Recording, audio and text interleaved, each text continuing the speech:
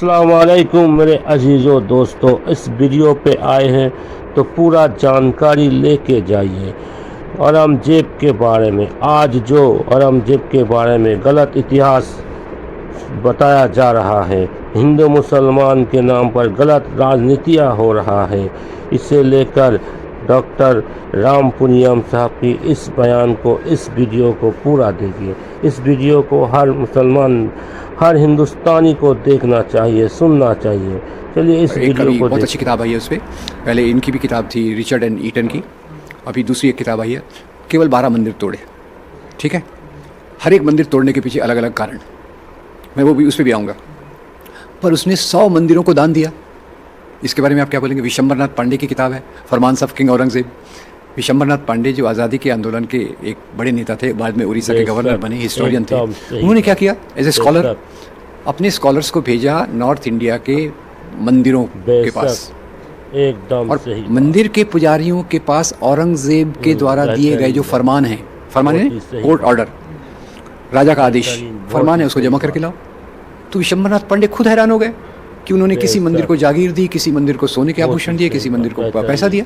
3 उदाहरण मैं आपको बताता हूँ। आसाम में कामाख्या देवी का मंदिर वेरी फेमस, ठीक है, वहाँ दान दिया।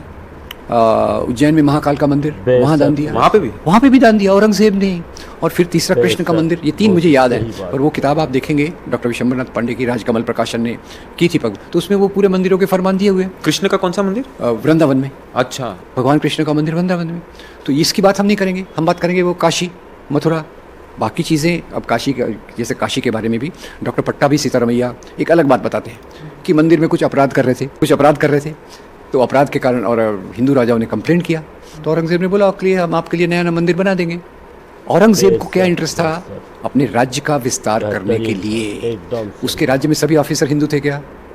राजा अकेला ऊपर बैठ के, हवा में बैठ के तो राज्य नहीं कर सकता, एडमिनिस्ट्रेशन है, राजा के एडमिनिस्ट्रेशन पे आते हैं। औरंगजेब का एडमिनिस्ट्रेशन आप देखिए तो औरंगजेब का एक अथर अली की किताब है, दिस औरंगजेब कोर्ट फॉर्मेशन। उसमें बताते हैं कि भारत में जितने भी मुसलमान राजा हुए, उसमें सबसे ज़्यादा हिंदू ऑफिसर औरंगजेब के दरबार में थे। 2 उदाहरण बताता हूँ। एक राजा रघुनाथ राय, हिज फाइनेंस डिपार्टमेंट। औरंगजेब का फाइट क्यों हुआ भाई? अब शिवाजी महाराज एक्सपांड कर रहे हैं, औरंगजेब की टेरिटरी को खा रहे धीरे धीरे, तो उन्होंने बोला इसको ठीक करके आओ। किसको भेजा? जसवंत सिंह को। इधर से शिवाजी महाराज के साथ कौन थे? सिद्दी संबल, इब्राहिम गारदी और दौलत खान। शिवाजी की आर्मी में मुसलमान, औरंगजेब की आर्मी में हिंदू। अब आप देखिए, शिवाजी महाराज भी उसी समय थे, साउथ में बहुत सारे हिंदू राजा थे, और जो मुस्लिम दरबार थे उसमें क्या केवल मुसलमान थे क्या? बिल्कुल नहीं। आप देखिए, मैंने जैसे औरंगजेब का उदाहरण दिया, सबसे लोकप्रिय उदाहरण तो आपको अकबर का मिलेगा। अकबर के दरबार, राजा टोडरमल, जिसको भूल जाते हैं, राजा टोडरमल कौन था? ये राजा रघुनाथ राय था, उसका दादा था। He was a finance minister of Akbar, पूरा रेवेन्यू उसके डिपार्टमेंट में था। ये सब सरप्राइजिंग है आज, पर these are small things which we should know कि ये हिंदू पीरियड नहीं था, मुस्लिम पीरियड नहीं था, ये किंगडम्स का पीरियड था, एंशियंट मीडिएवल। और वो अपना प्रोडक्शन जैसे होता था उसके हिसाब से व्यापार बदलता, उसके हिसाब से कल्चर बदलता था। तो ये चीज़ जो ज़्यादातर आरएसएस की शाखाओं से निकलती है, अरे हमारे शिवाजी महाराज को इन्होंने कितना धोखा दिया, अकबर औरंगजेब के दरबार में ले गए और वहाँ उसको कैद कर दिया। अब ये तो भाई राजाओं के बीच में होता है, पर ले जाने वाला कौन था? जसवंत सिंह। और शिवाजी महाराज का उन्होंने वहाँ बोलते अपमान किया, क्यों? मनसबदारी सिस्टम था, मनसबदारी। जैसे आजकल सिस्टम है ना कि वो जनरल, लेफ्टिनेंट जनरल, मेजर, ये पहले मनसबदारी होता था, 5 हज़ारी, 10 हज़ारी वगैरह वगैरह। तो मनसबदारी में औरंगजेब ने शिवाजी को 5 हज़ारी के मनसब में खड़ा किया। शिवाजी ने बोला ये तो मेरी इंसल्ट है, मेरे सामने 10 हज़ारी वाले खड़े हैं। और यही मनसबदारी के मुद्दे पे ये जो ग्लोरीफाई करते राणा प्रताप और अकबर, राणा प्रताप ने कितना बहादुरी से लड़ा। सिंपल इसको हम समझ ले क्या बात थी। अकबर अपने राज्य का विस्तार कर रहा था, और जो सब राजा थे, सब राजाओं को ऑफर कर रहा था, मेरे साथ मिल जाओ, मैं आपको 5 हज़ारी दूंगा, 2 हज़ारी दूंगा, 10 हज़ारी दूंगा। बहुत सारे राजपूत राजा अकबर के साथ मिल गए। और आपको पता होगा अकबर की पत्नी, कई राजपूत रानियों ने मुगलों को जन्म दिया। अब तो राणा प्रताप को उन्होंने ऑफ़र किया 5,000 का ऑफ़र। राणा प्रताप ने बोला नहीं लेगा, मैं 5,000 नहीं लूँगा, मैं, मुझे 10 हज़ार ही चाहिए। इन्होंने बोला नहीं देंगे। और उसकी सलाह देने वाला जो था टोडरमल था। टोडरमल बोला था इतना बड़ा राजा नहीं है, इसको 10,000 ही मत दो। तो मुसलमान का सवाल था ही था। नहीं तभी, हाँ। अपनी प्रेस्टीज का, अपने पावर का सवाल था।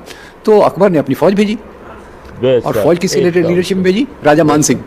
अकबर की फौज का जो ये था सेनापति राजा मान सिंह, और इधर से राणा प्रताप की फौज में 2 सेनापति थे। एक का नाम था राम सिंह, दूसरे का नाम था हकीम खान सूर। एकदम सही बात। राणा प्रताप की 3,000 की फौज में 1,000 सिपाही जो थे वो पठान थे।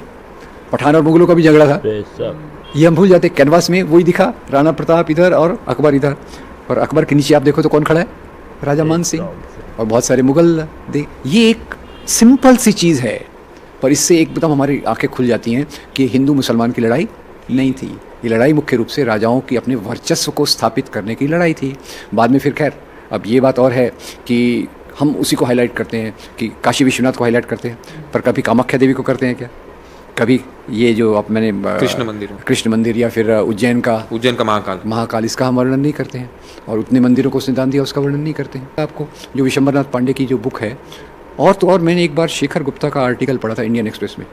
वो कांची कामकोटी पीठम के शंकराचार्य को वहाँ ये शेखर गुप्ता गए थे, if my memory is right, Indian express का आर्टिकल था।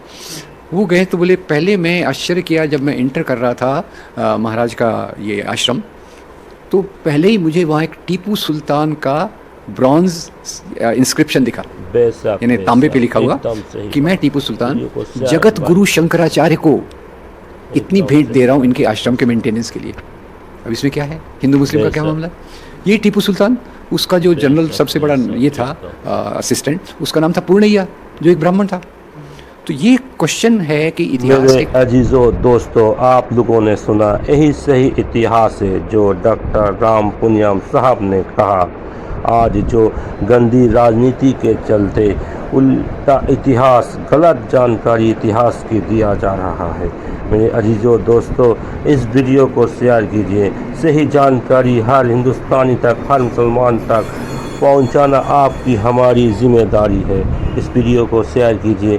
चैनल पर नए हैं तो सब्सक्राइब कर लीजिए। ऐसे सही जानकारी